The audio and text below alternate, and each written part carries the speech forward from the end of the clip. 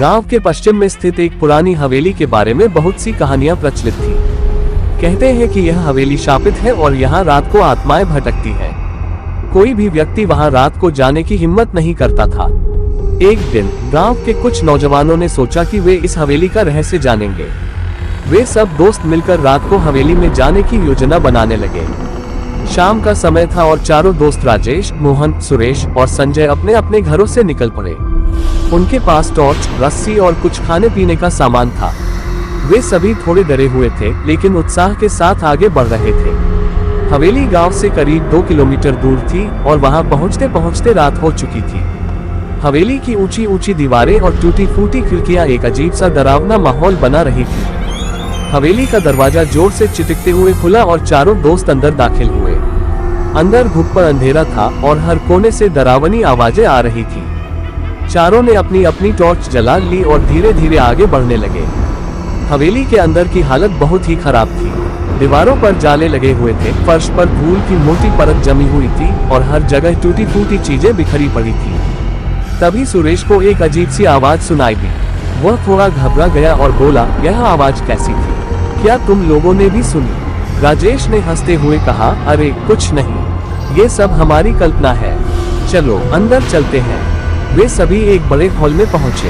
Hall की दीवारों पर कुछ पुराने चित्र लगे थे, जिनमें से कुछ के चेहरे फटे हुए थे। उन चित्रों को देखकर ऐसा लग रहा था जैसे वे सभी उन्हें भूल रहे हों। हॉल के बीचों बीच एक पुराना पियानो रखा था, जो अब टूट फूट चुका था। तभी अचानक पियानो अपने आप बजने लगा। चारों दोस्तों के चेहरे का रंग उड़ गया। वे समझ नहीं पा रहे थे कि यह कैसे हो सकता है। पियानो की धुन बहुत ही भयानक थी। मोहन ने हिम्मत जुटाई और पियानो के पास जाकर देखा, पर वहां कोई नहीं था। संजय ने कहा, ये जगह सचमुच भूतिया है, हमें यहाँ से तुरंत निकलना चाहिए। लेकिन राजेश ने सबको शांत करते हुए कहा, अरे ऐसा कुछ नहीं है, ये सब हमारी मन की उपज है, हमें थोड़ा और आगे जाकर देखना चाहिए। वे सभी एक दूसरे के सहारे आगे बढ़े। तभी उन्हें एक कमरे का दरवाजा दिखा, जो आधा खुला हुआ था। वे दरवाजे के पास पहुंचे और धीरे धीरे दरवाजा खोला। अंदर का नजारा देखकर उनके होश उड़ गए। कमरे के बीचों बीच एक औरत की परछाई खड़ी थी।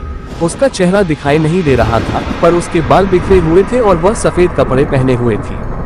राजेश ने डरते डरते पूछा, कौन हो तुम? यहाँ क्या कर रही हो? औरत ने कोई जवाब नहीं दिया। अचानक वह परछाई गायब हो गई। चारों दोस्त डर के मारे कांपने लगे। तभी पीछे से दरवाजा बंद हो गया और कमरे में घुटपर अंधेरा हो गया। उनकी टॉर्च की रोशनी भी अचानक बंद हो गई। सुरेश ने कहा, हमें यहाँ से तुरंत निकलना होगा।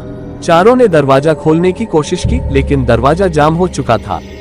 तभी कमरे में ठंडी हवा का झोंका आया और वे सभी जमीन पर गिर पड़े। उनके कानों में किसी औरत की चीख सुनाई दी। चीख इतनी तेज थी कि उनके कान बजने लगे। मोहन ने हिम्मत जुटाकर कहा, हम फंस चुके हैं, भगवान ही अब हमारी मदद कर सकते हैं। तभी दरवाजा अपने आप खुल गया और वे सभी किसी तरह बाहर निकले। हवेली से बाहर निकलते ही वे दौड़ते हुए गांव की तरफ भागे। उनकी सांसें फूल चुकी थीं और दिल तेजी से धड़क रहा था। गांव पहुंचकर उन्होंने सबको अपनी कहानी सुनाई। गांव वाले भी ये सुनकर हैरान रह गए। वे सभी जानते थे कि हवेली शापित है, पर इतना डरावना अनुभव किसी ने नहीं किया था।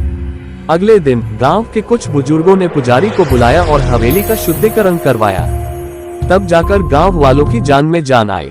राजेश, मोहन, सुरेश और संजय ने कसम खाई कि वे अब कभी भी किसी भूतिया जगह पर नहीं जाएंगे।